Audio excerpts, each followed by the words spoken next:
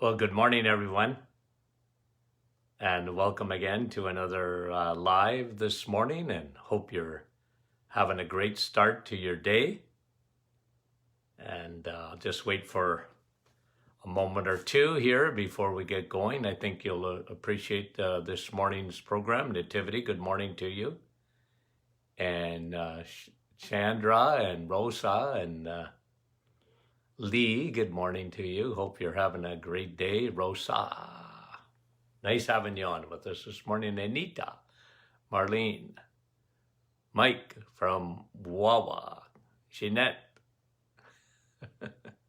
from our staff is on. Good morning. Kristen, how are you doing? Maria and Marin.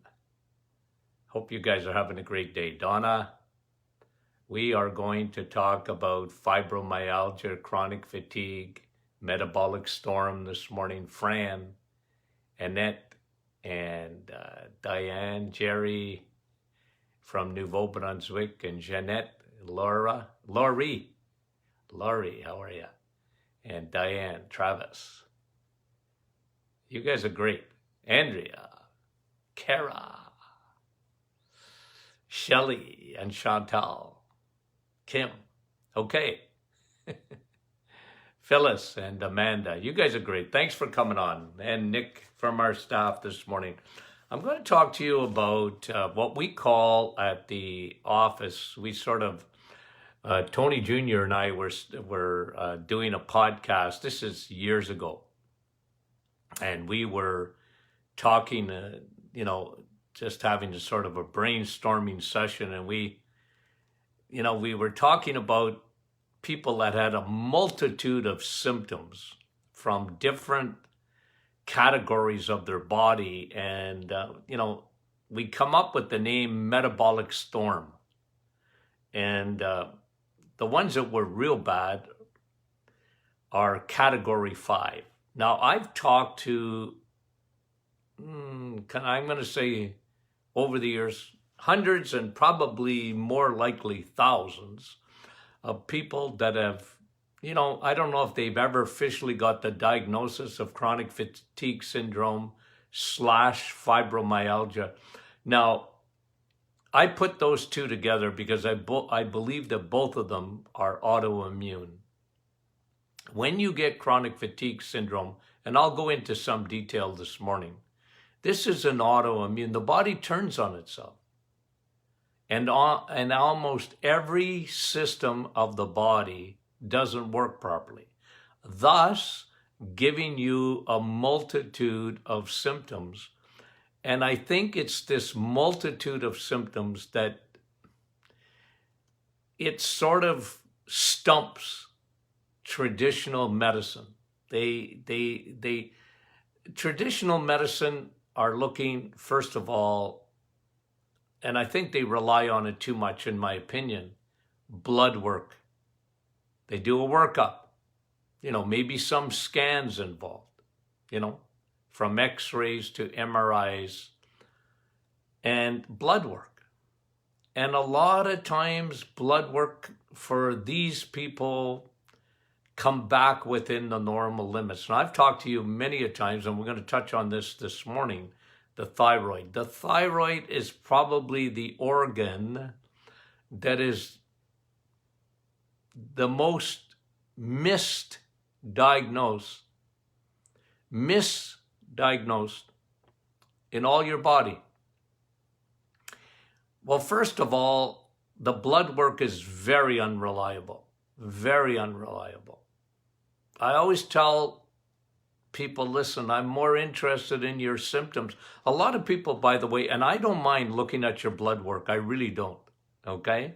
So if you send me your blood work, I'm happy to give you my 2 cents on it, okay? I'll look at it.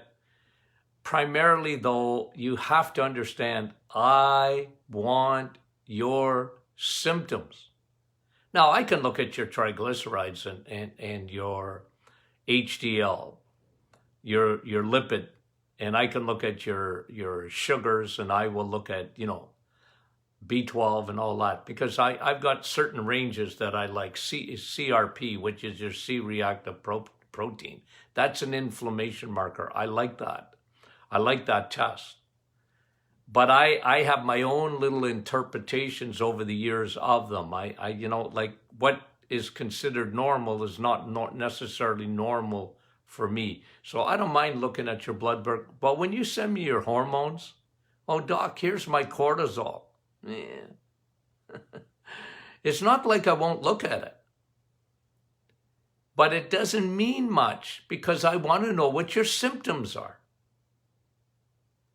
So coming back to chronic fatigue and fibromyalgia, the problem with these disorders, they're so often misdiagnosed because there's so many things that are happening.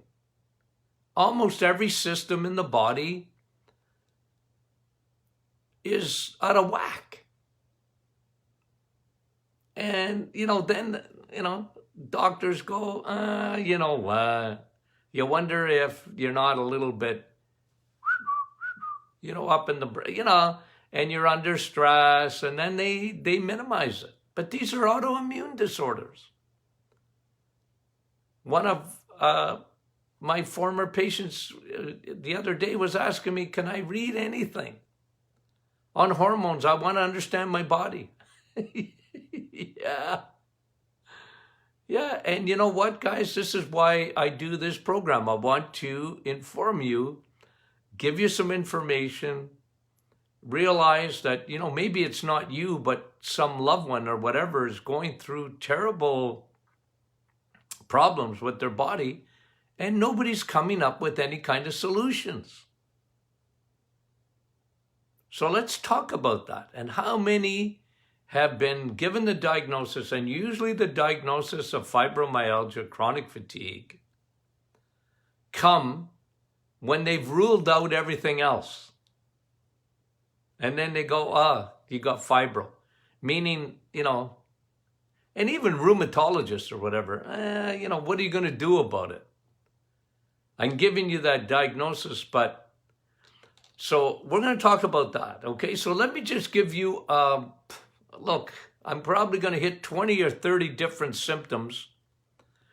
And a lot of you have gone through this.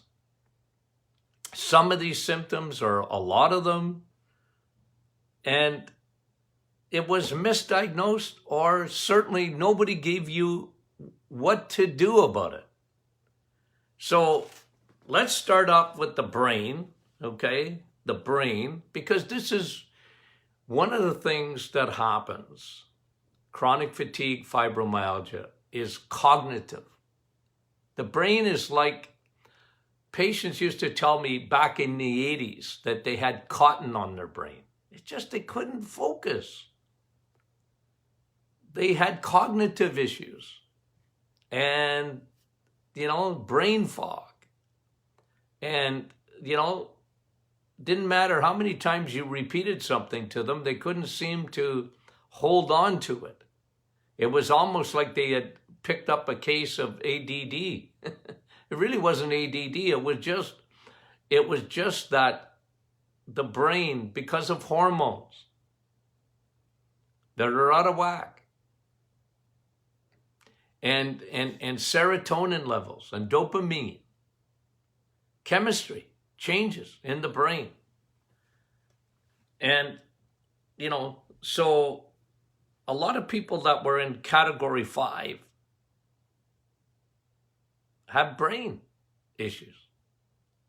They just don't do as well. They couldn't pass a test if their life depended on it. And it's, people that are sharp and generally, remember, but they get that.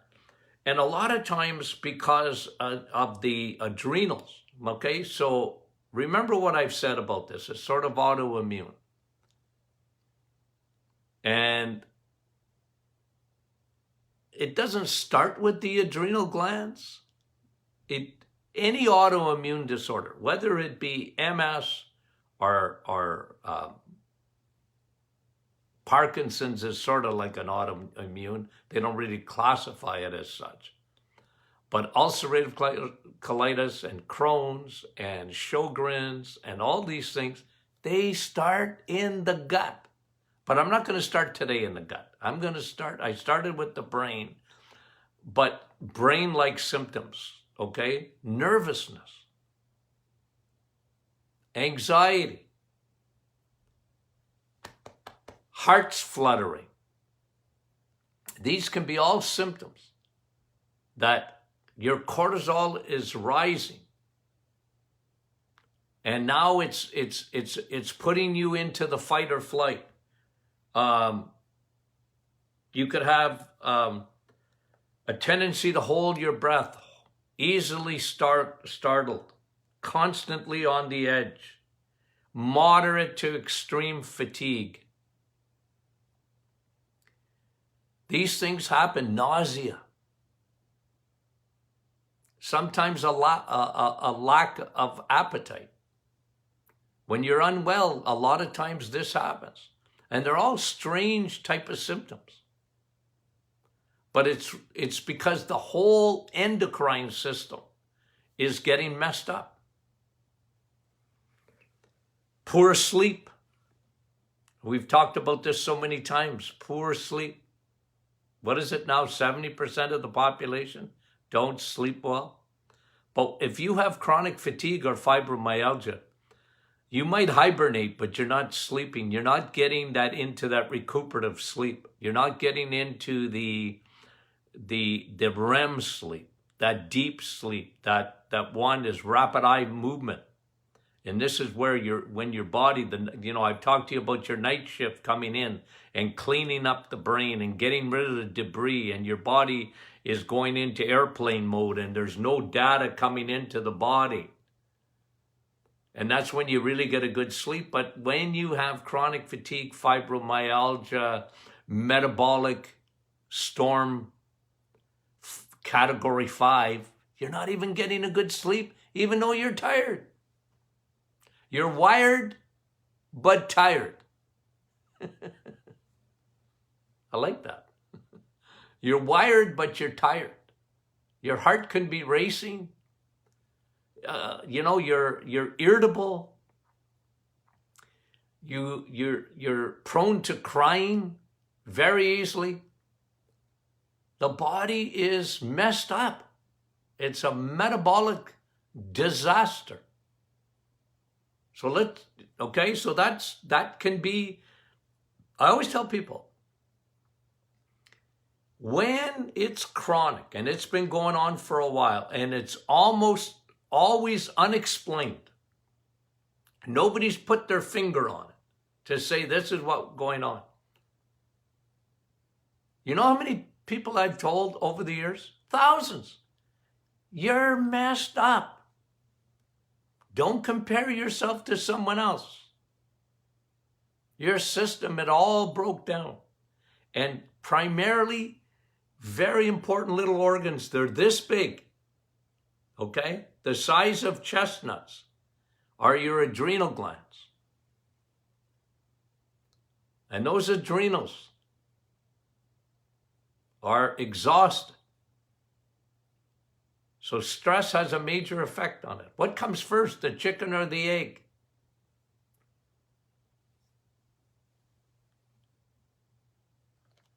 And let's start in the gut, okay? Because I'm going to come back to all the system, but I got to talk to you about the digestive tract. I have never seen, and I mean this, not once, have I ever seen an exception to this. When you get chronic fatigue syndrome, if somebody's ever been diagnosed with that, or fibromyalgia, or metabolic syndrome, okay, our category 5 storm, if you've ever taken the course online, our category 5 storm, when you get a metabolic storm like that, and it seems that everything is weird and they have trouble putting their finger on it, remember, it starts in the gut. The microbiome, that invisible war that's taking place within your gut. The good and bad bacteria. So, like I said, I'm a history guy. So I take a patient's history and I go, yeah, you know, lots of antibiotics as a child, perhaps.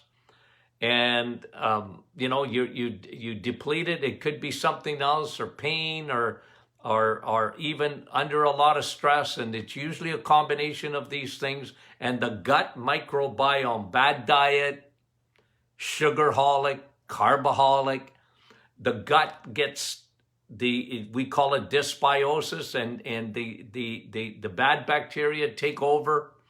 The good guys are not enough there, and guess what? You start a multitude of symptoms. Now, you can have digestive symptoms, but it isn't always the case. Okay, it isn't always the case that you can have leaky gut without digestive symptoms. Because remember the Martin Clinic motto: leaky gut, leaky brain. Leaky gut, leaky skin. Leaky gut, leaky lungs. Leaky gut, leaky joints. Leaky gut, leaky kidneys. Leaky gut, leaky heart. Leaky gut, leaky liver. So almost every aspect of your body. Hippocrates said it 2,000 years ago. The father of medicine. You know what he said?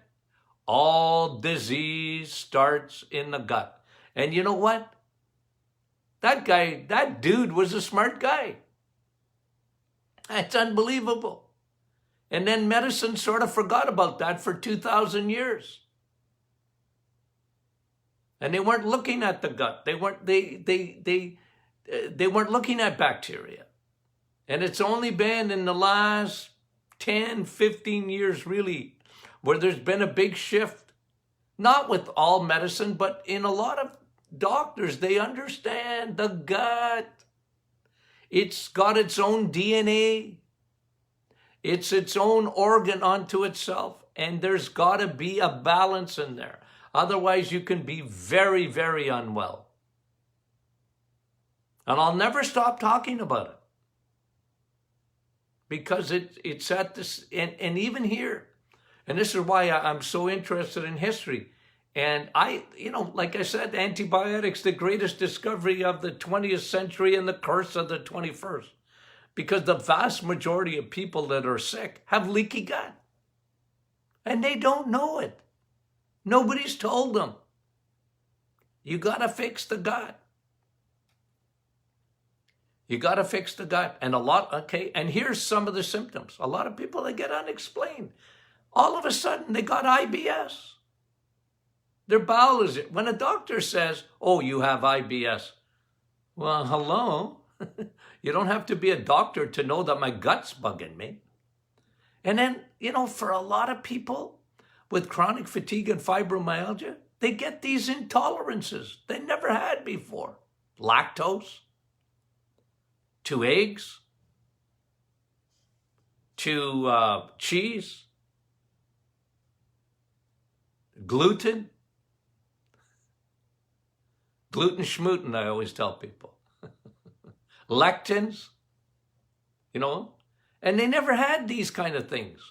And oftentimes they get a condition called SIBO.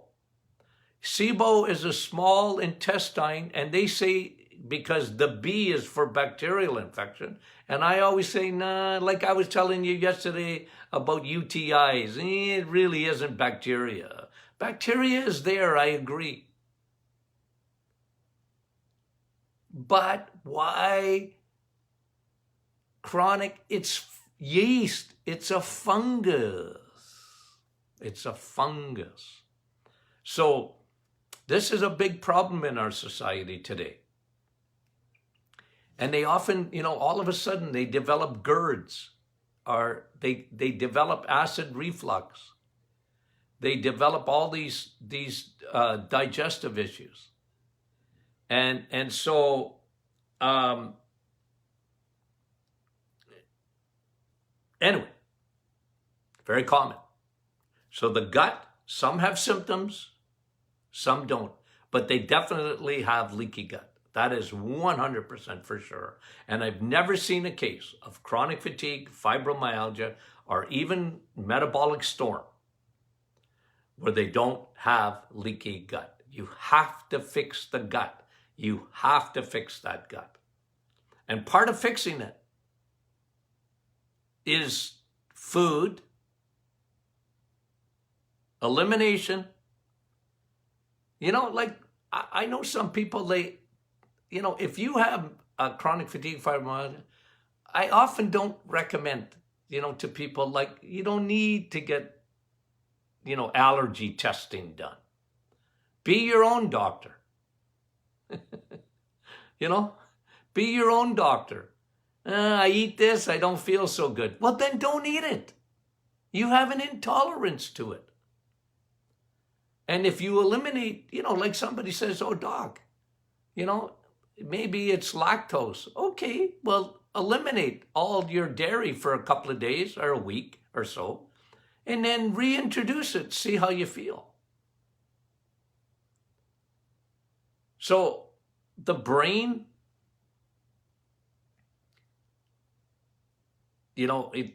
all sorts of symptoms, the gut, maybe symptoms in the gut or maybe symptoms elsewhere.